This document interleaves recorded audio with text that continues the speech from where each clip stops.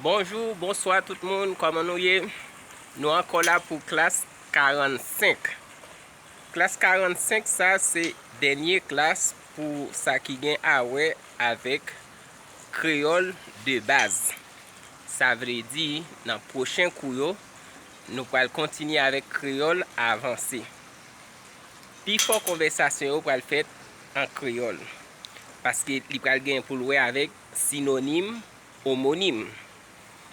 Égal, nous souhaitons capable continuer à jouer classe en créole. Hopa! Abrogodo, brogodo, eh?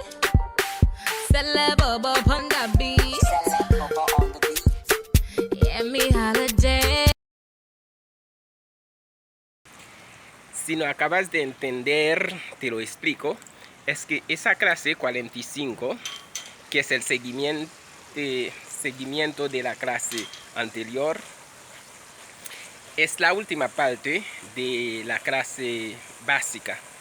Porque de ahí adelante vamos a seguir con clase avanzada.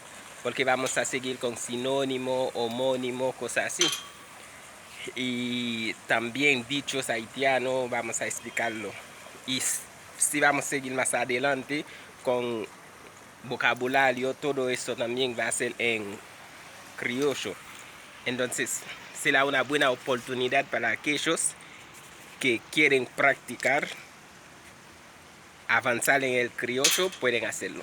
Bueno, entonces terminamos con esa última clase básica y avanzamos con clase avanzada.